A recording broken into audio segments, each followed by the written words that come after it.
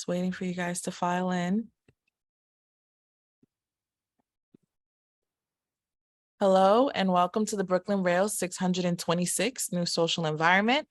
I'm Raven, the Special Programs Associate here at the Rail, and I have the pleasure and privilege of being your MC today for a conversation featuring Jorge Maki, Josiah McElheny, James Meyer, Tom Mitchell, Tom Gunning, and Natalia Gierowska. We're thrilled to welcome poet Mick Toma here to close today's program. The Brooklyn Rail acknowledges Black Lives Matter and that here in New York, we are on Lenape-Hoking, the unceded land and waters of the Wappinger, Canarsie, Munsee, and Lenape people of the Delaware Nation and Shinnecock Indian Nation. We recognize land acknowledgements are not a replacement for actual necessary decolonial work, but a reminder of place of the legacies of dispossession and enslavement that sustain and enrich the stolen land we are speaking from. And now to introduce today's guest and hosts. Visual artist Jorge Maki was born in Buenos Aires, Argentina, and lives and works in Buenos Aires. In 2001, he was awarded the Guggenheim Memorial Foundation Fellowship. Maki represented Argentina at the Venice Biennial in 2005 and has participated in several other major biennials. Art historian James Meyer is the curator of modern art at the National Gallery of Art in Washington, D.C., and organizer of the Double exhibition. He was previously the Winship Distinguished Research Associate Professor of Art History at Emory University and Deputy Director and Chief Curator of the Art Foundation. Scholar and theorist of media, visual art, and literature, Tom Mitchell is senior editor of the interdisciplinary journal, Critical Inquiry. He is known especially for his work on relations of visual and verbal representations in the context of social and political issues. New York-based artist Josiah McElheny, sculptures, paintings, installations, performances, and films engage with the history of ideas across wide-ranging fields of study from literature to architecture, music theory, and astronomy, transforming this research into physical form. Professor Emeritus of Art History, Cinema, Media Studies at the University of Chicago, Tom Gunning, works on problems of film style and interpretation, film history, and film culture. His published work has concentrated on early cinema as well as the culture of modernity from which cinema arose. And journalist and scholar Natalia Gierowska is a regular contributor at the Brooklyn Rail. Over to you, Natalia. Thank you for the introduction. First of all, it's an extreme pleasure to host today's panel talk, where we'll discuss an exhibition currently on show at the National Gallery of Art in Washington, titled The Double, Identity and Difference in Art Since 1900s, which has also inspired a wonderful catalog published by the Princeton University Press that carries the same name. Today, I'll be joined by leading art historians that have contributed to this very publication, artists who are part of this exhibition, and the curator of the show himself, to dissect the concept of the double and its proliferation in art since the 1900s. And before we start our conversation, I would like to begin by giving the scene to James, the curator, who will contextualize the exhibition and shed light on the primary motivations and objections of the show. Thank you, Natalia. I just want to thank my co-panelists, Jorge Maki, Josiah McElheny, Tom Mitchell, and Tom Gunning for being here today. I'm very honored that you're all present to participate in this, and to thank the team at the Rail, Chloe, Raven, Natalia, Fong, and others for organizing this event. So could we go to the PowerPoint? So the double, identity and difference in art since 1900. It's been long in coming. I started to develop this idea probably around 2010. And the structure of the show, could we have the next slide, fell into place at that time. I've been thinking about this structure the whole time.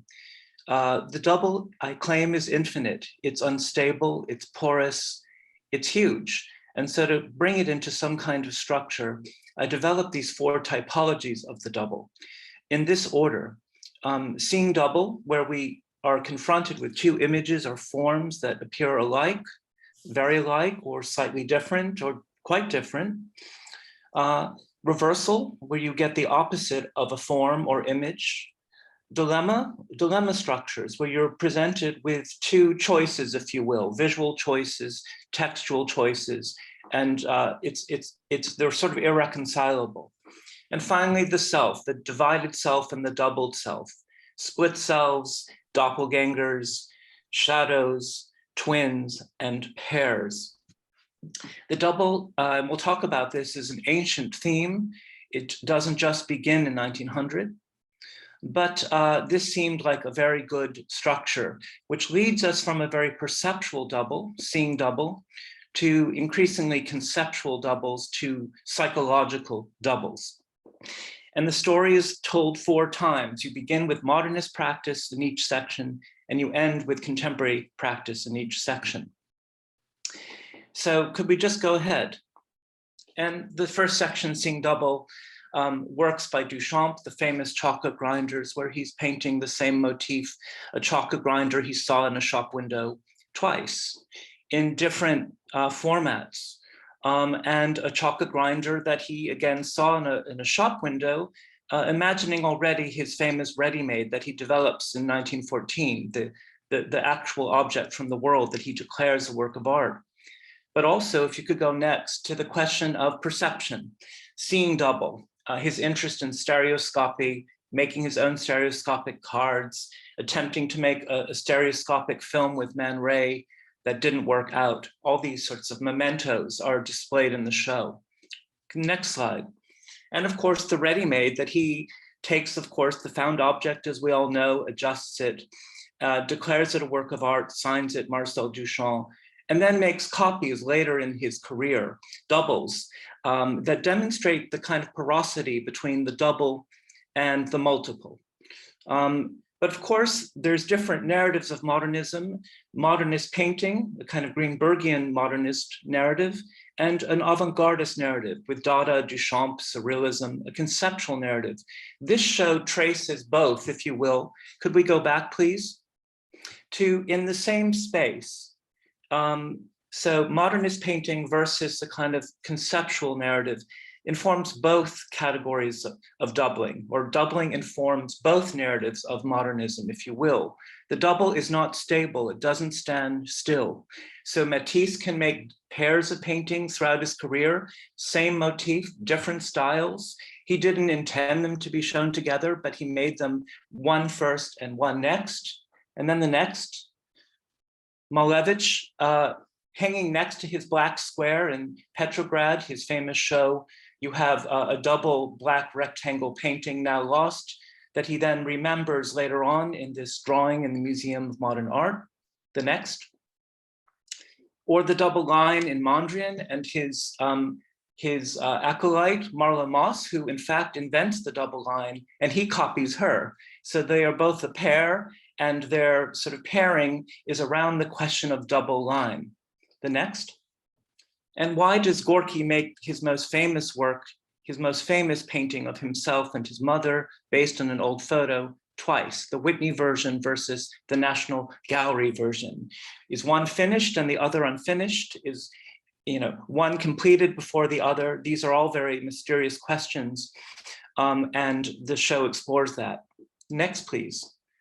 Post-war art, Rauschenberg's Factum 1 and 2, Warhol, Double Ambulance Disaster, Eva Hesse, Frank Stella and being copied by Sturtevant, another black painting by Sturtevant based on Stella's. At the end, contemporary painter Bernard Pifaretti making doubles. Go ahead. Rauschenberg, that iconic work that really is in a way the centerpiece of the show, having both internal doubles, sort of the same image repeated of Eisenhower, the burning building below, and then the doubling of the whole, the same entity repeated. The next. Or Eva Hesse, I think she kind of really triggered my interest in this initially. She who creates these sort of two forms, one more than one, resembling breasts, but maybe not, resembling umbilical cords, maybe not, anus, maybe not. This question of identity and difference, of sameness and difference, is profoundly explored by Hesse and really inspired my show. Next, please. And the question of postmodernism, appropriation, which we all, so many of us sort of grew up with in the 1980s, Sherry Levine, Elaine Sturtevant, and others, is here folded into a question of the double that goes back to Duchamp and earlier modernist practitioners. Next. Temporal doubling, the theme of time is central to the double. Whether Matisse is painting one work first and another second, whether Rauschenberg is making those factums simultaneously, time is integral to the double. And there are many works of temporal doubling in the show that sort of dissect two moments in history. Mary Kelly, for example, two moments of feminist time, or the same instant split in the Barbara Probst, the same instant from two points of view. Next. Reversal, that second typology of the double, the great Man Rays, of the Marchesa Casati, triple exposures that read as doubled, both the positive and the negative, the reverse of one another, or the great Brazil, the mirrored image of the crowd at the cafe in Paris in 32, everyone reversed. Go ahead. So the reversal gallery includes lots of totems, the Smithsonian antiomorphic chambers, Alghero Boetti's two-handed drawing where he writes correctly on his right hand and reversed in his left hand. And you'll see quotes throughout the show. If you come, I hope, Lewis Carroll, Through the Looking Glass, in the great narrative of reversal. And next. Identity, the question of identity is always already in the show, whether in very abstract formats or in representational formats of selves. Joan Jonas, sort of splitting herself into left and right sides, or Rashid Johnson photographing a model and reversing the image. Go ahead. And it's announced really reversal from the very start in Josiah McElhenny's piece that you'll hear about, where the self, the viewer, is reversed and split from the very instant she enters the show. Next. Dilemmas, fabulous possibilities of art that force us or ask us to make choices between irreconcilable systems or ideas. Next. Like the two color works, the Johns and the Stella named for Jasper Johns, that pair the system of color versus the system of value, as the Renaissance called it, colore and disegno, side by side, or the Gonzalez-Torres double stack that asks us to choose between two texts. Next. And the self, we end up with the self, many, many selves, many images of different selves. Sylvia Plath is quoted there, wrote her senior thesis on the double in Dostoevsky's novels. Next. And so we've got great images, I think, René Crevel, the Surrealist poet, mirrored by Platt lines, Alison Czar, a light-skinned person looking at her Black ancestress or other, Alghero Boetti, where he twins himself in two. And next, John Deacon, his great portrait of Pegeen Guggenheim, the daughter of Peggy Guggenheim, double exposure, capturing her depression. Go ahead. Sylvia Plath herself, her self-portrait. She completed in college as she was writing her senior thesis as a split self. Next. Jasper Johns and Frank Moore, Enrique Guzman, split selves, gay men all, with figures of ambiguity like the duck rabbit in the Jasper Johns, or the cups that read simultaneously as, or alternatively as heads and cups. Go ahead. And next, Duchamp creating his famous persona of Rose C'est la Vie, the author of Fresh Widow.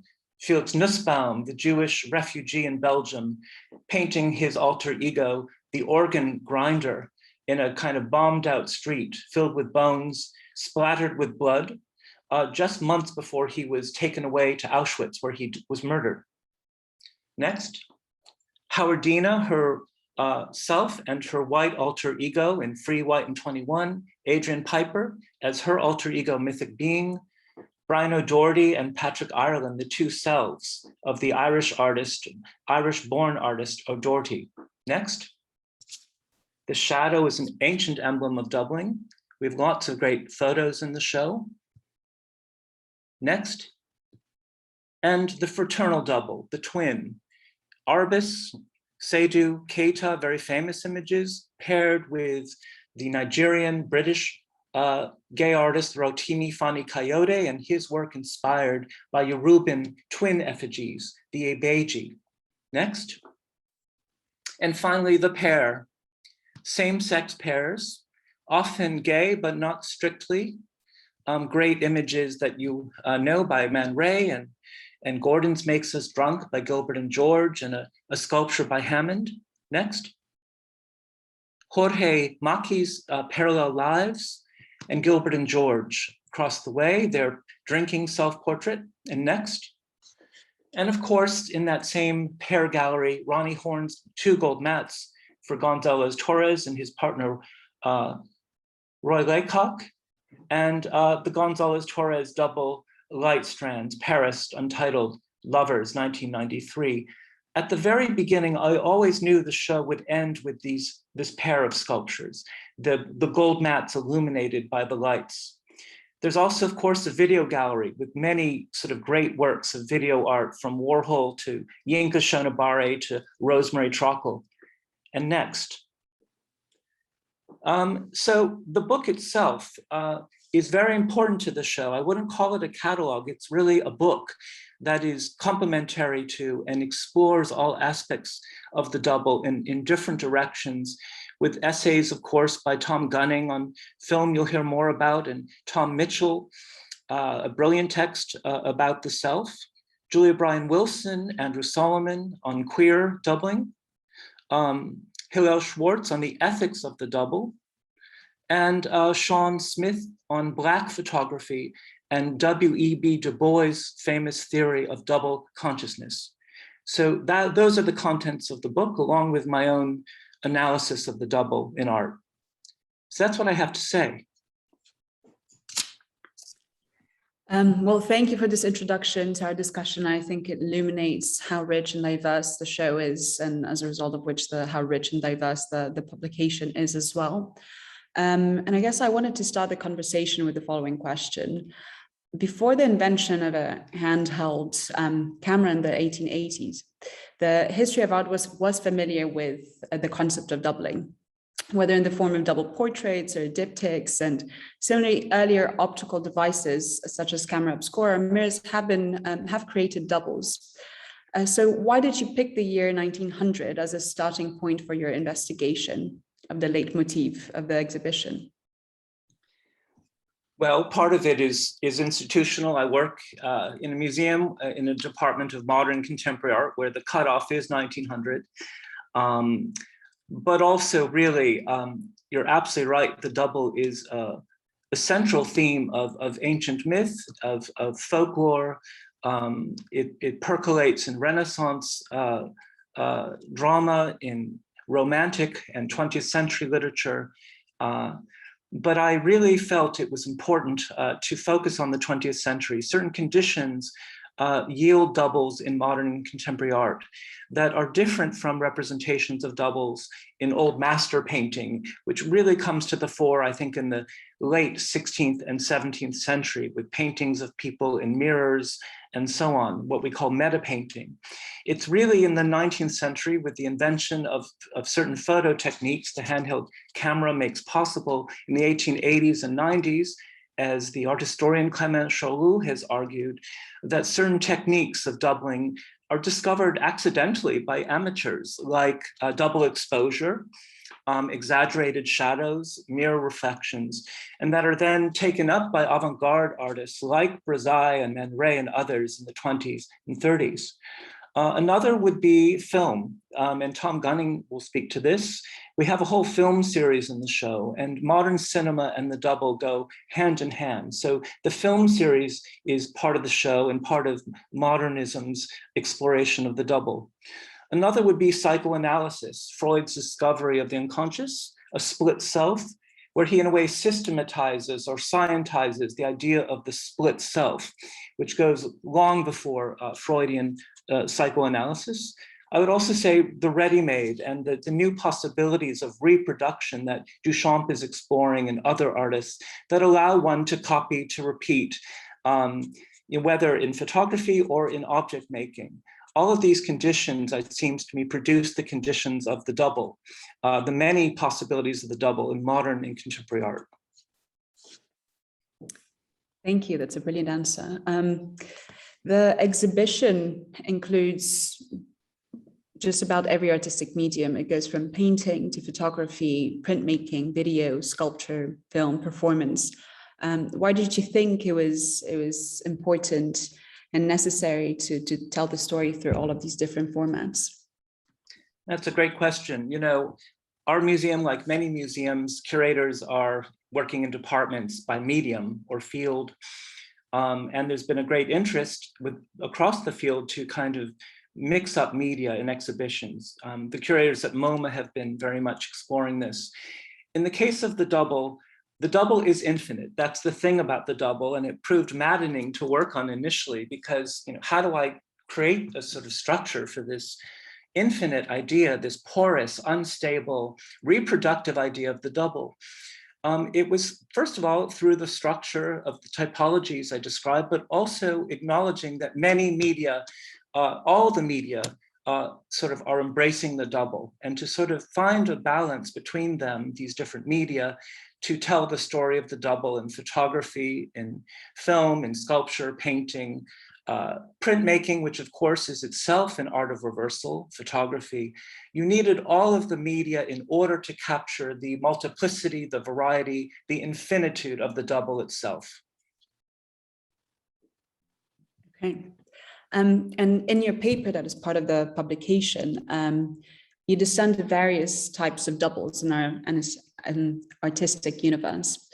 You mention an internal double, that is a form or motive that is repeated, inverted, and mirrored. A doubling of a whole, which is reimagined, revised, copied. And you also speak about the syntaxes on doubling, that is the doubling of a form within the work that impacts the arrangement of the whole, and the doubling of the whole that yields to different entities. I was hoping you could give us some examples of the above and that were part of the exhibition and still are, for that matter. Yeah, wonderful question. So the doubling of the whole, I think that's the dominant form in the show. The two Robert Morrises that we see, the two columns, one vertical, one horizontal, Josiah McElhenny's two walking mirrors, the two flags of John's. Those are all examples of the doubling of the whole that really forces us to hold two forms or two structures in our minds simultaneously. But the internal double is very interesting, and you see that in the show. There's a collage by Picasso, Man with the Hat, from 1912, where the eyes and the nose of the figure are doubled. And that affects the interpretation of the whole. The syntax of doubling then yields many interpretations of the man with the hat. His face, is he reading a newspaper? Is that his hat? Is that the side of his head? The doubling produces a syntax of a semiotic or semiology of multiple interpretations, as art historians like Krauss and Bois have described.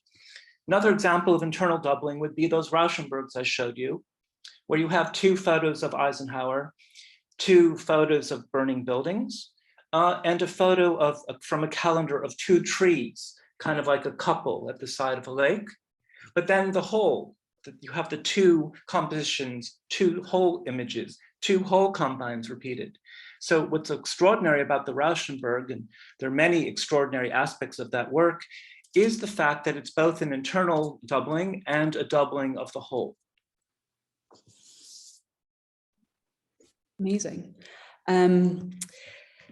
And I wanted to direct a question to the artists that are present with us today and have exhibited, are being exhibited in the show. George and Josiah, do you feel that your work sits comfortably in any of the categories of the doubling advance in the show that James have now just explained?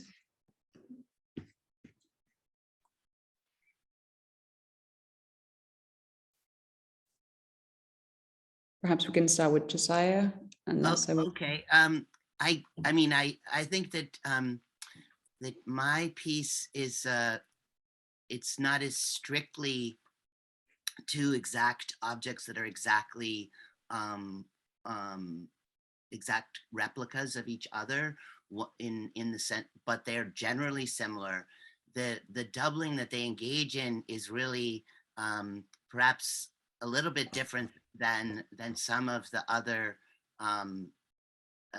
approaches in the show, in that it's really asking the audience to actually experience doubling directly. So it's less of a meditation on the artist examining that question or creating a structure or an image of that, and more actually trying to set up an experience of it. So basically the idea is that these objects are, in a debt to Joan Jonas, are performative objects, and they are connected to a drawing on the ground, and they have straps that are visible to the viewer, and they are activated at certain times in the exhibition. And they're called walking mirrors, and people walk around in them. Dancers walk around in them slowly and performatively, and in an improvisational structure or choreography. And so the idea is that they are reflecting, they are doubling in and of themselves, and the person who is behind there is hidden, and thereby they are a kind of hidden double of the person who is looking at themselves being doubled. So they bring up all of these doubling questions to the viewer unavoidably. And it's a kind of experience of the question of doubling. And it's not answered right away. It's not presented right away. It's created as a kind of experience of thinking that question through for the viewer, I hope. And hopefully a little bit humorous as well. It's a great piece. George, what do you think about this question?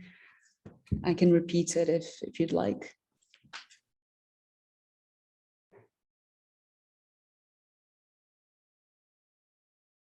I'm sorry, I didn't have the microphone. Okay. So I am showing a work that is called Parallel Lives. And in fact, this is something like a repetition of chance. So I am very comfortable in several of the categories in the show. When I did this work, that was in 1996, it was the first version of it. I thought in the beginning of this exercise of repeating chance, but at the same time, when I thought about the title, I found that there was something like a more human approach. So on one side, you have this exercise of repeating chance. At the same time, you have this human approach. So I would say this is repetition, but there is a kind of human background. Okay, wonderful. Well, to conclude on this theme, I think it's fascinating that James managed to show that these categories are not mutually exclusive and that we can combine two or more of them into one. But on to the next question. The exhibition showcases 9 of Marcel Duchamp's work, and as such, it seems that doubling appears to be a recurring topos of his art. Duchamp's interest in doubling was engendered by analytical cubism. Looking at his double pieces featured in the show, such as the chocolate grinder, which James was showing previously in his slideshow and lecture, it appears that the artist was very determined to prove that the second version was not an exact copy, and at the same time proposing that the double is never an ideal exact replica of the original. Nor is the original more noteworthy or representative of the artist's concept than the remake. And Duchamp therefore challenged the inherent line of reasoning behind doubling. Professor Mitchell, in your essay, which is a wonderful philosophical dialogue you're holding with yourself, you pose a question. Isn't every image a double of what it represents? Which in fact you quickly challenge. But what I wanted to ask is, Duchamp has directed his efforts towards proving that a double is never a replica, that it exists in its own right, and therefore there's not a double of what it depicts. So what do you think about this puzzle, this conundrum? The puzzle is indeed puzzling, but I think it comes out of a confusion of two meanings of the word double that I debate in my essay. One is what I would call the canny double. That is, it's a perfectly ordinary thing. There are doubles everywhere, nothing special about them. The idea of doubling your money, doubling your fun, or double mint gum. It's just as ordinary as everyday life. But there is also the uncanny double, which is the mysterious or strange or ambiguous or disturbing, and sometimes even the threatening double, which produces fear of various kinds. So I link that kind of doubling to phenomena like iconophobia and forgery. I can make a perfectly good photograph of a Jackson Pollock painting. In some sense, in its resemblance to the painting, it counts as a duplicate or double. But if somebody makes a forgery that no expert can distinguish from the original, that produces lots of anxiety. If no chemical analysis or details can reveal the secret, then you have a scandal, you have trouble. So there are basically two kinds of doubles: the ordinary, everyday, nothing special.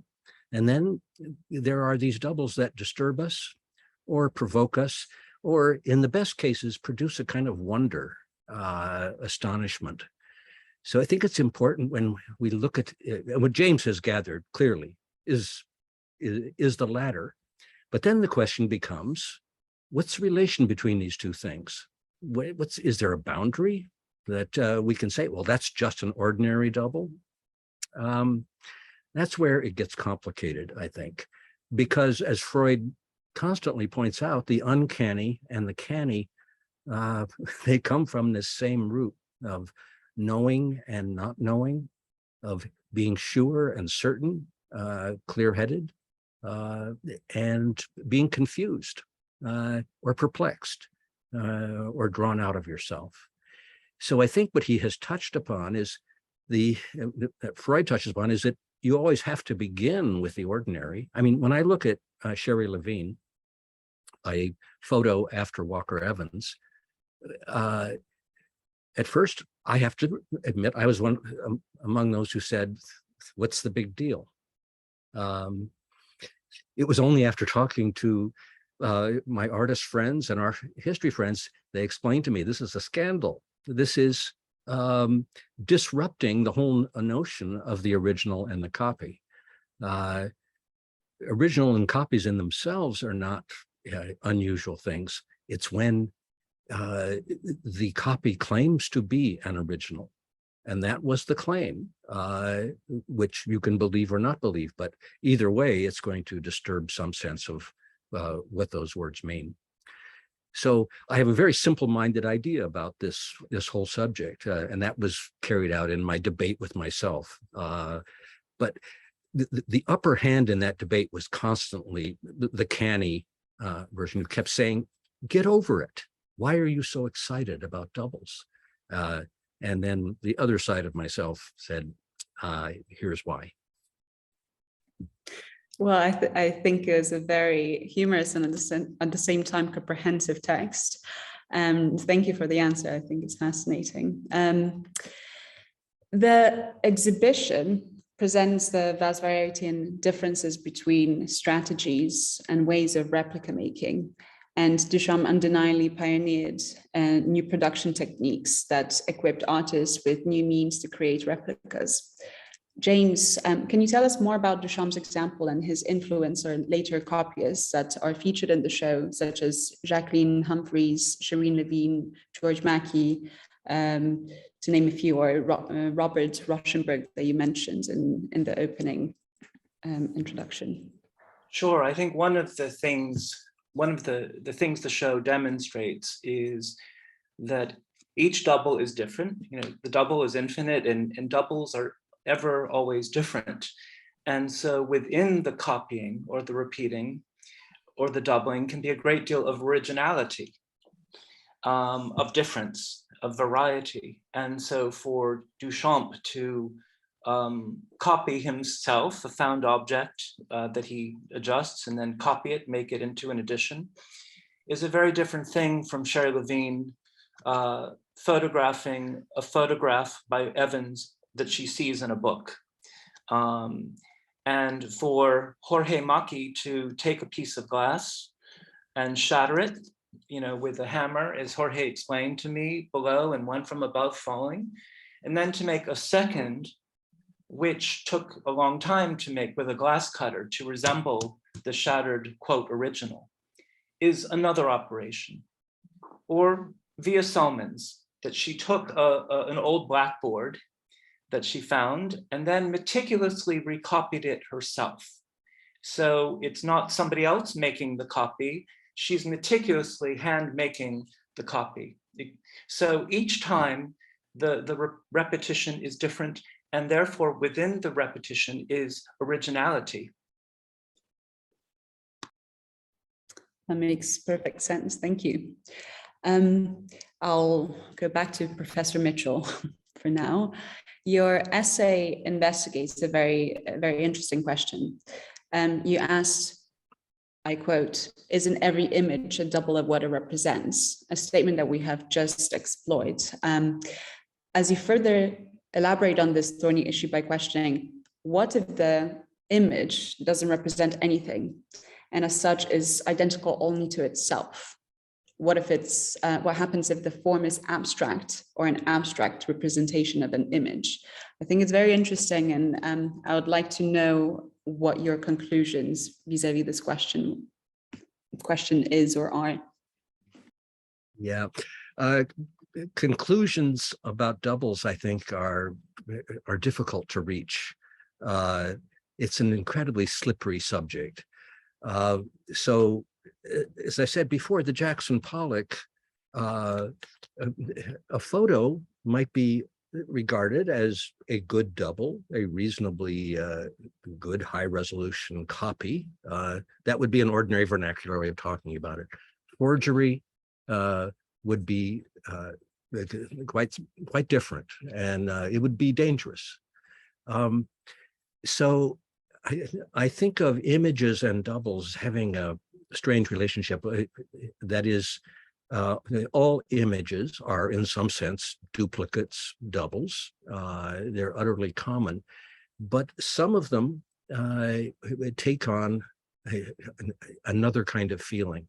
And I think this may not have anything particular to do with their intrinsic material character. It has to do with where we see them, when we see them. I look at my image in the mirror every day, and it's the same boring face that I've been looking at for a very long time. But when you are surprised by seeing your image, I think this was Freud's lesson.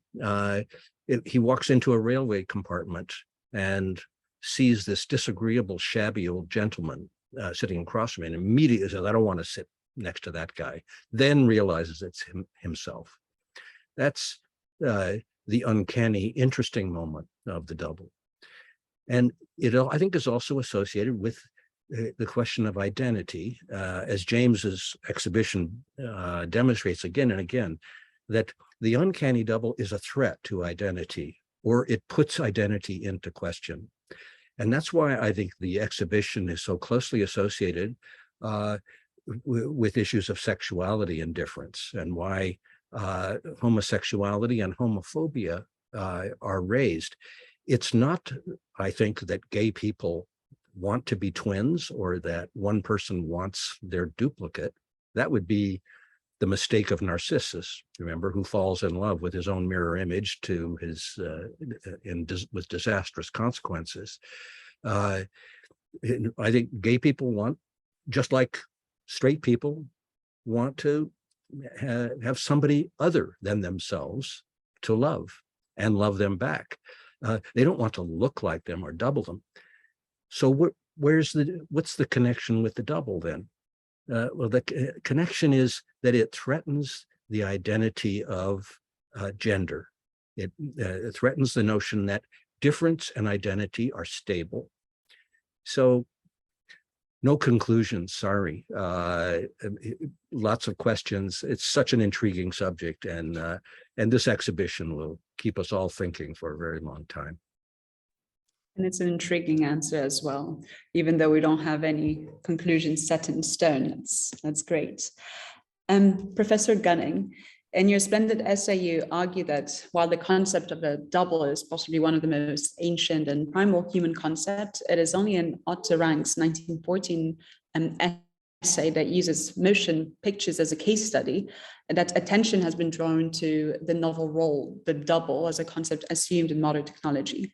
Can you tell us about how the invention of modern cinema advanced the development of this conversation's leading theme, that is the double, and what is the link between the two? Yeah, for sure. When I first got the communication from James about this exhibition and whether I might write an essay, I immediately thought of a scene which I quote in my essay from Jean-Luc Godard's film from 1964, Pierrot le Fou, where the star Jean-Paul Belmondo is actually looking at the camera and speaking, which is kind of a taboo in many films, and is having a kind of dialogue with it. And he says, he's talking about a variety of things, but at one point he says, and so we've reached the point where we don't need mirrors to talk to ourselves. And the idea is we don't need mirrors because cinema, photographs, all of modern technology sends us back the image that that before only a mirror might. And so there's a whole new environment with modern technology. And it is, I think, very primarily an environment of doubles, an environment where we're constantly aware of our image and our proliferation. And to pick up, of course, on my friend and colleague Tom Mitchell's quoting of Freud, the term, of course, that Freud uses, the German term for what we translate as uncanny, is unheimlich.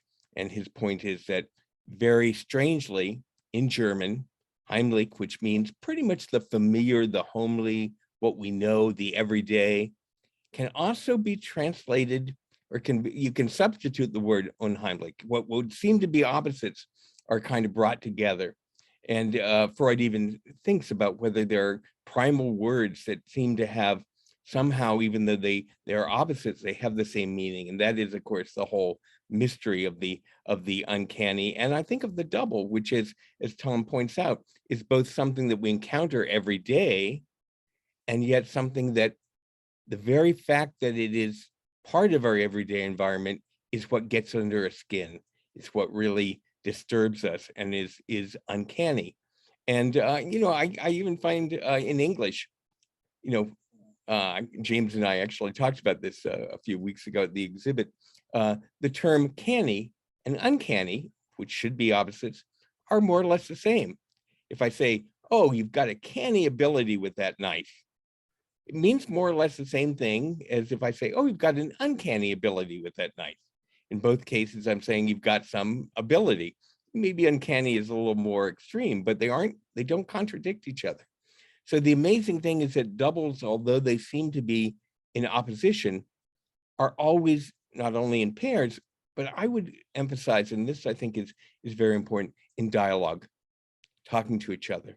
So that we go back to the myth of Narcissus, which I think is really important, because not only with the idea that you drowned in your own image, but that you're absorbed by your image. So that in many cases, the double seems to me not quite infinite. I understand the connection to the infinite. There is certainly one there, but really it's the double that, you know, the two mirror faces that face each other, you know, the sense of confronting something and its dangers that particularly fascinates me.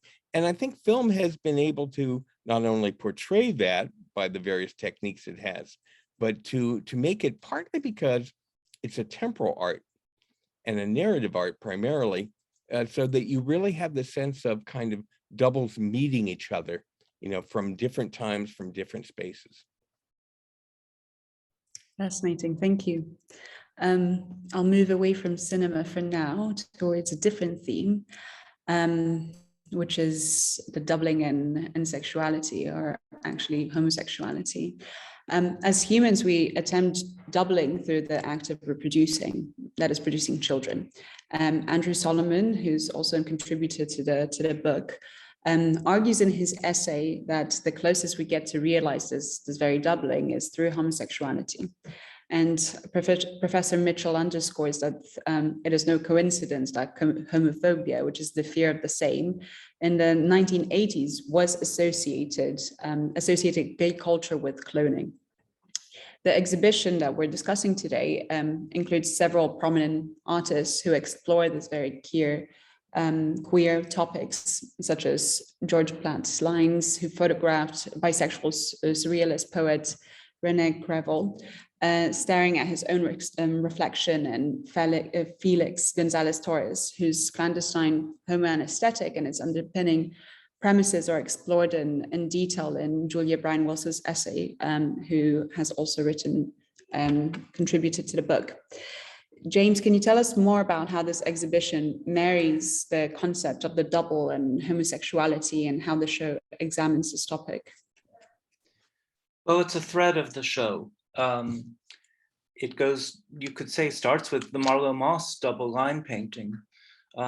She was lesbian, and we would now call her non-binary. And she's the person who invents the double line, the repetition of the line that then dynamizes the painting and subverts Mondrian's system, which was about one line versus another, and in a kind of balance.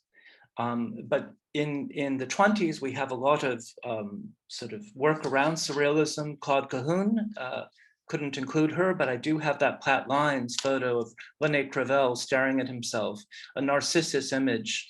Tom mentions Narcissus, and art historians have argued that the Narcissus myth is very important for queer artists, what we would now call queer artists, dissident surrealists, if you will, people outside of surrealism. Florence Henry, Henri, and Platt Lines and others, where the Narcissus image is explored to think about sameness and difference. But also the last gallery with Ronnie Horn, about Felix Gonzalez Torres and his partner Ross Laycock, the Gonzalez Torres light piece, the image of Stein and Toklas by Man Ray. So it's pervasive in the show. But one thing I would point out is I personally don't think you have to be queer to make work that thinks about queerness and sameness and difference, if you will. And Jorge's double glass piece, for example, or the pair of Fischli and Weiss, the two artists who worked together. They weren't gay men, but they made a work that I think would be kind of queer in our show. So it thinks about queerness, the show, both produced by gay and, if you will, perhaps not gay artists, thinking about it as an ontological and interrelational issue that comes back throughout modern and contemporary art through doubling. Very interesting, thank you. I have a question for Jorge right now about his work. I think that comparing whether ourselves or objects is against each other is a modus operandi of humankind that is simply conditioned by our human nature. And this intense parallelism and likeness in objects makes us doubt and incites a perception of unlikeness. It's therefore unsurprising that your work, Vidas Paralelas, two sheets of glass shattered in a seemingly corresponding way, evokes our urge to search for similarities and later dissimilarities in this uncannily kindred piece. Jorge, are these outcomes you are hoping to summon? And does it matter which of the two pieces of glass came first, or is that irrelevant?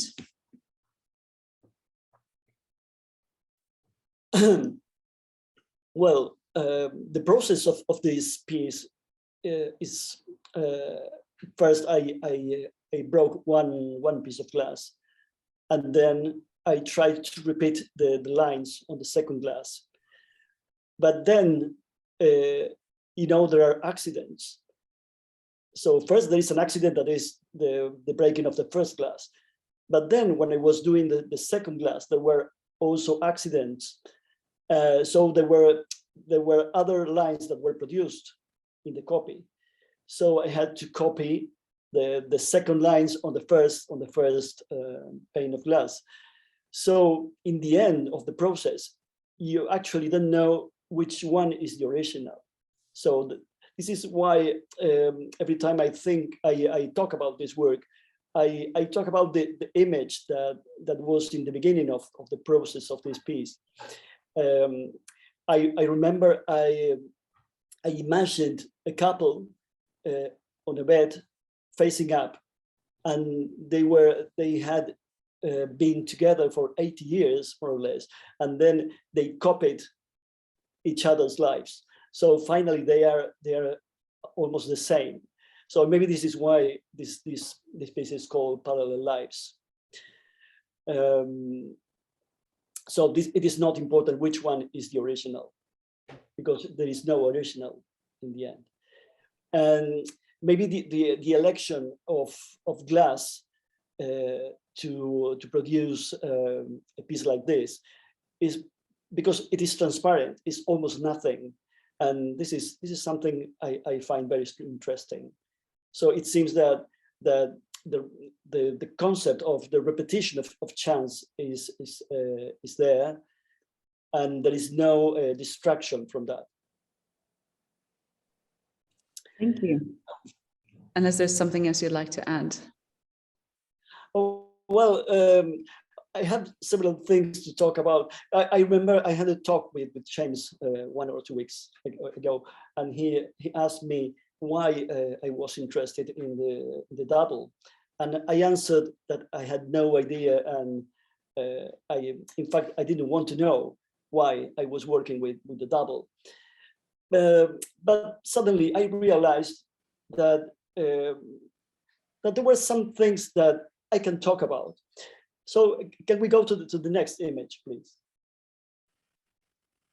Yes. Well, this is a painting by Magritte that could be in the show. It is a portrait of Edward James, but it has a very interesting title also. It is called Forbidden Reproduction, portrait of Edward James. And I find a relation with my work because there is a repetition here. So you have not a reflection, but a repetition.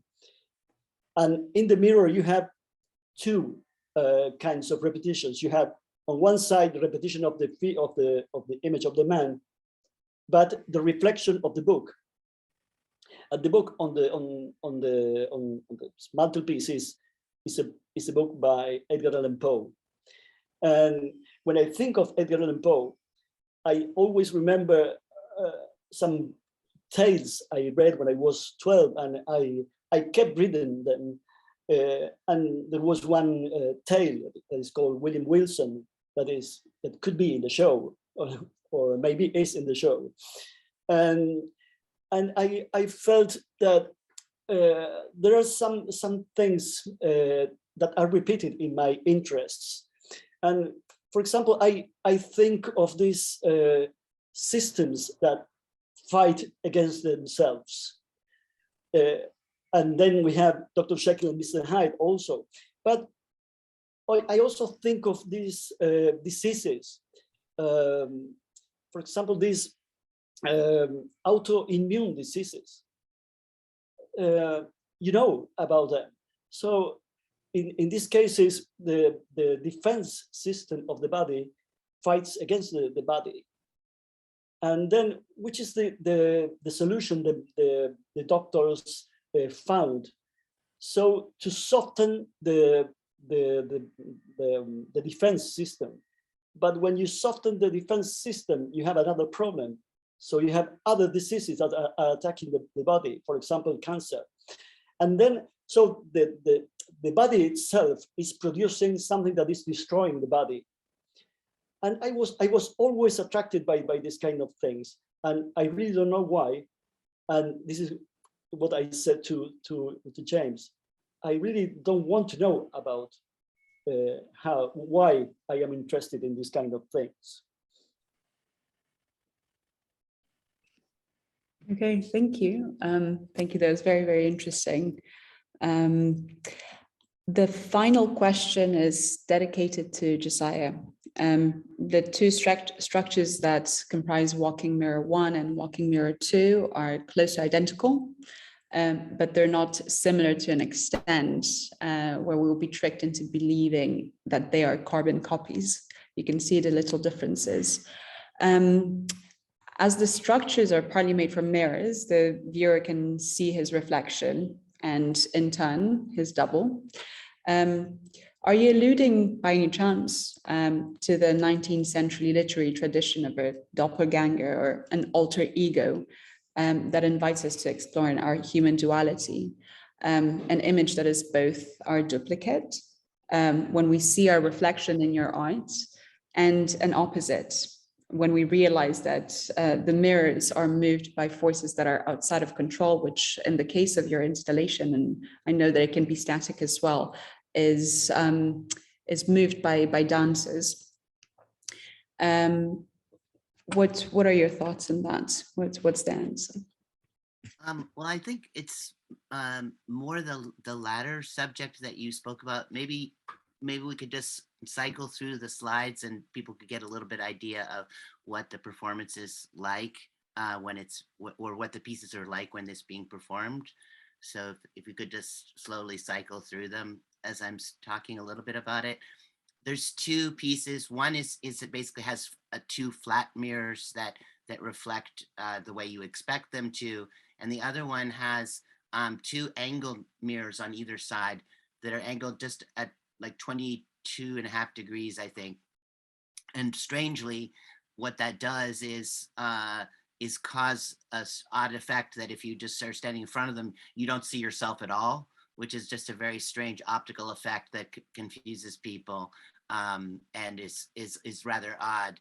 The other interesting fact about this is that when you see a mirror moving, it's actually quite difficult for the human brain to absorb or understand all of those reflections. It's not that common for an experience to see a highly or perfectly flat reflective surface moving. Normally, if you see a perfectly flat reflective surface, you are moving in relationship to it. And so in this case, both things can be happening. It's moving and you could be moving. So it's actually quite confusing thing to watch. And basically it came from not so much the idea of the doppelganger, but the idea of an abstract body. What would it mean? What is the ultimate? We think of modernism in the history of the 20th century as one thing that can be abstracted and is the human body itself. And I was thinking about the freedom that provides, the freedom from the nitty gritty of the human body, but also the erasure that implies. So it's a kind of double-edged sword, and that it also alludes to the fact that one of the things that I think about the double is a kind of exercise of projection. So you project what you feel of yourself onto others, and so you create doubles. You see yourself in others for better or for worse, and so you make others into your own double. And this is both in an act of empathy and an act of imaginative communion, and it's also an act of terrible erasure of other people's individuality. And so that was where this originally came from, and was a kind of an attempt to create that an action that would create those experiences, as well. The idea that artworks would reflect on and in each other, and that this would make this happen in and of itself. So it's an experiment.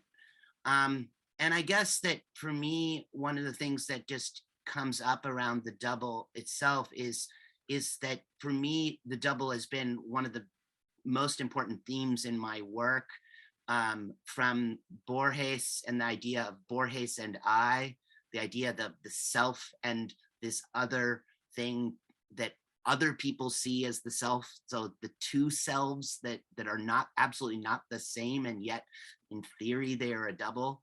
And then as what Tom Gunning was referring to, the proliferation of the self. So for example, also connected to Borges, the idea of the infinite proliferation of the self that is part of what we live with in the modern world.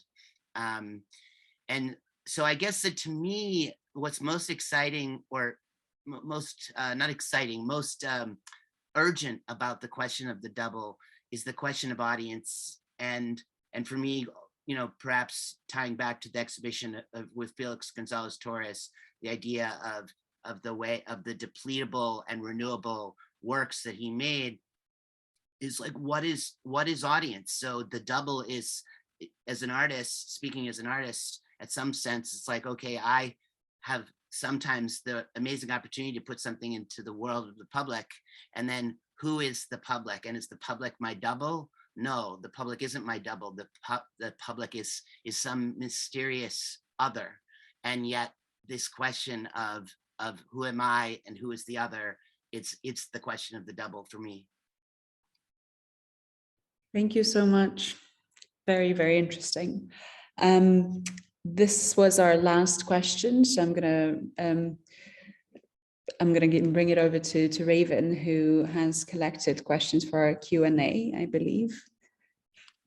Okay, great. So thank you guys so much for that. Our first question is from Lynn Tillman. And I'm going to ask it on her behalf. Her question is doubling also a rejection of identity as an entity of a self, a rejection of self? That's her question.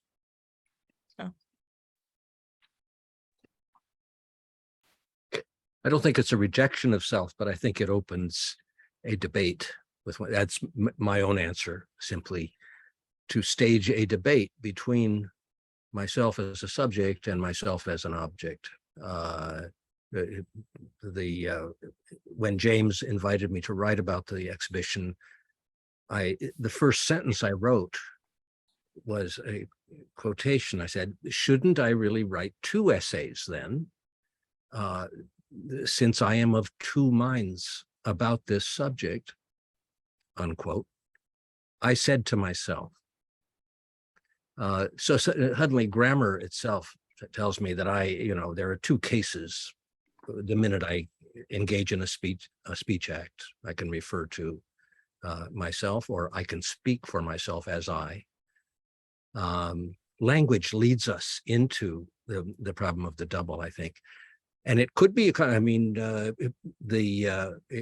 could produce a psychotic disturbance. That's why I think the double at one of its extremes is a disturbing topic. And that's why the audience, as Josiah says, is so important. In some ways, you don't have any idea. What is this going to produce? Or the idea of 2 shattered glasses, one of them shattered by violence, the other one constructed meticulously and careful. What idea of identity and stability is disturbed by these things? At the same time, I think our 2 artists have been incredibly clear-headed about what they're doing. They see it, but they may be surprised at their own results. I have not seen the exhibition personally yet. I've only been absorbed in the catalog, I'm afraid, but I'm hoping James will find a way that I can come and visit soon. Anyway, so it doesn't, not a conflict necessarily, but certainly a dialogue at a minimum. What I might add there is that there's a kind of sense, I think, that what the double is about is the self, in some sense, kind of escaping and being in pursuit of yourself. This is a motif in many of the double stories by Poe and Dostoevsky and Stevenson and other people, that suddenly the self has escaped from one, and that one has to kind of find it. And so it's not so much the self either being doubled and therefore preserved or being abolished, but exactly becoming a pursuit. How do you find yourself? And the double is one of the ways we understand ourself, not just as an entity, but as something we are desiring and pursuing. Okay, great. Thank you for your answers. Our next question is from Ian, but Chloe is going to ask on his behalf. So. Hi there. Yeah, we had a question in the audience from Ian Ware. The question is, first it apologizes for joining late, but that Ian's experience at the show really underlined the liminality of the double, the way seeing the double can instill a sense of in-betweenness, especially in the context of queer identities being explored in the show. What does that liminality say about our conceptions of the binary? And I'll direct it directly to you, James. One of my discoveries as I was writing about the double, exploring the double, is what I call the between. That every double work of art in the show has a between. It can be a conceptual between, it can be a literal gap between two paintings, two canvases. It can be the gap between a montage of two overlaid images. So this between is always part of the double. There's a work in the show by Bachner called 7 Properties of Between. It looks like a mathematical proof with 7 steps.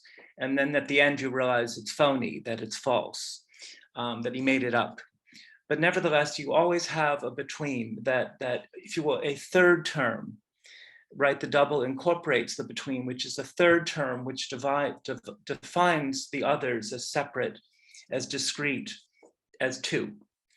So that's how I would describe the between in this show, as the third term that defines the two as two. Thanks, James. Back over to you, Raven. Okay, and our final question is from our friend GE, but my colleague Carolyn is going to read it on his behalf. So over to you, Carolyn. Thanks. Thank you all so much for this conversation. GE wrote, does the symbolic otherness of much of these art examples allow the recognition of a difference between internal otherness and external otherness, between the inside and the outside, all moments of the construction of the self?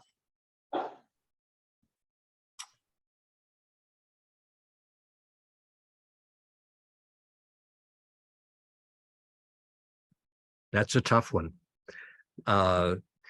Internal and external doubleness.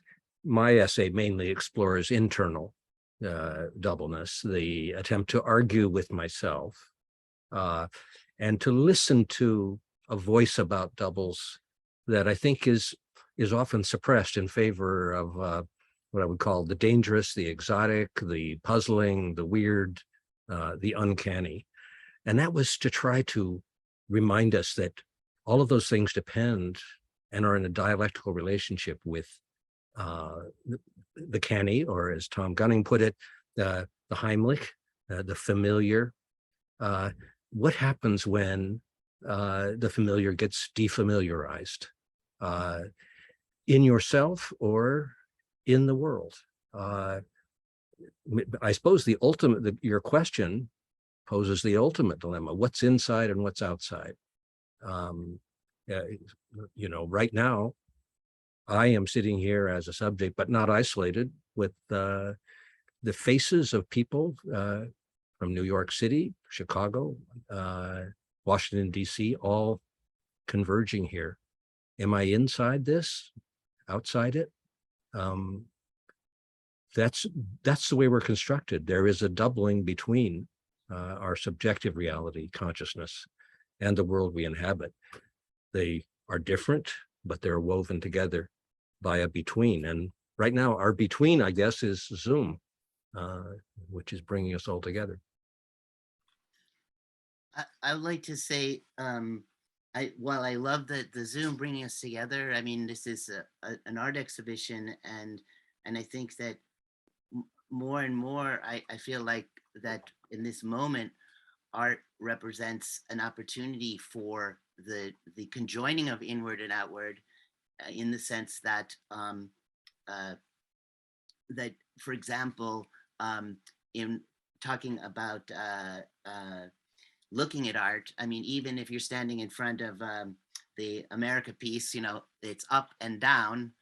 The body's actual perception of it up and down is actually an extremely important part of the cognitive experience of it, the poetic experience of it, and that can't be replicated simply by thinking about it in advance.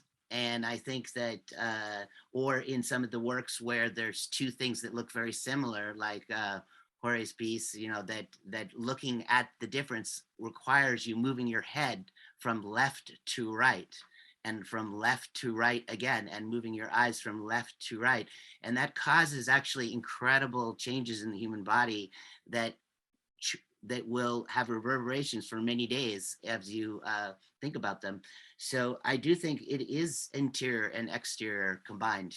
And so I don't know. I mean, it's an argument to go see the show. So. Thank you guys so much for your answers and everybody for their questions. Here at the Rail, we have a tradition of ending our community events with a poetry reading, and I'm thrilled to welcome our poet today, Mick Toma. Mick Toma is a poet and artist. They received their MFA in poetry at the Iowa Writers Workshop, where they were awarded a James Patterson Scholarship, a Stanley Award for International Research, and the Dina Davidson Friedman Award for Poetry. Their work has been published by the Academy of American Poets, Hobart Journal, and is forthcoming in the Bennington Review. Over to you, Mick. Thank you. Thanks so much. First, I want to thank Brooklyn Rail for having me, and it was such an interesting conversation to listen to, so thanks everybody. I tried to pick some poems that dealt a little bit vaguely with the topics of two-ness and duality, so yeah, hopefully you enjoy. Okay, mythic leakage. My template of sex, fermenting, mess of printed language. Like a mushroom plays out death's life, I smother a thought into the ground, giving earth a bit of what I cannot take, hoping to ruin it and for it to become a sought rune. But earth proceeds like their ugliest, neglected orchards. Poetic, excellent, and of mythic leakage. Nowhere on an answers calendar does it promise itself. Not intact, not on time. Have you looked at rot? Earth asks. I don't exactly look at it. My practice is developed as though I were a hero, as though the bottom of every question has two, and both equally so. So I look and I am reminded of nutrition and ecstasy. How sexy is this? Asked in the shape of leaning trees, a nude reclining, not a starved counterpart. Our gay earth takes loss as feast, bleeds forth and bleeds more than two questions and more than to answer. This poem is called Gag. After being stuffed like an animal, like an expensive bird, like an olive then sunk to the conical bottom of the glass, I can begin to empty the contents, shake the weather free of the day, answer, you are you? A phrase that is a butterfly like that, and glad is being emptied. And this poem is called Diorama. There is a perfect diorama made of an apple sinking in a pulled out t-shirt, meant to show captive light in pliable space. Caught by weight, crushed weak as an orchard mouse. T-shirt light is world strong, bleeding through the weave work, haloing the apple where only painters see. There is a diorama where every tree is made of paper, All the world's is leaves is disease colored in gray colored pencil. Every apple is a sculpted bead of clay, each bite accounted for by pinching some away. Anger, a shaking of the whole. The event horizon, a perfectly made terror vista, visible and dark, and the light funneling to infinity as it does now, bumps along in a truck bed, driving over state lines. And the last poem I'll read is called Bed. For a reckless amount of time, I leave. I mean, I go unetched anywhere, like a wandering eye, ivy if it didn't cling. There we go, echoing. And here I have collected and loved like a curl. And now I find myself a bed, the bedness of everything, untenable at the end, a bed.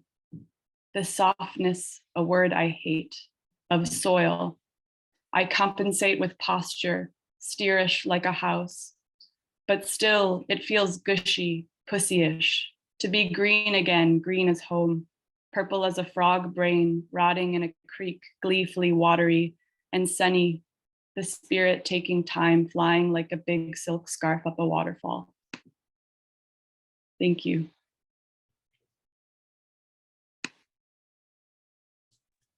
Thank you so much, Mick. That was amazing. And thank you, Jorge, Josiah, James, Tom, and Natalia. We'd also like to thank the Terra Foundation for sponsoring our NSE program and making these daily conversations possible, and for their support of our growing archive. You can view today's event and our full archive on the Rails YouTube channel.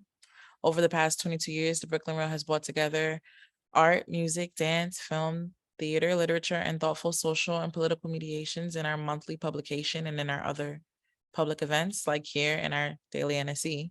Please check the chat for a link to donate to support our writers, editors, and operations here at the Rail. And join us tomorrow for a radical poetry reading with Chris Tisch, Laura Moriarty, Ted Pearson, and Isaac Pickle. And you can now turn on your microphones and say goodbye as you leave. Thank you, everyone. Goodbye. Thank Goodbye. you all so Goodbye. much. Thank Hi, you. thank you.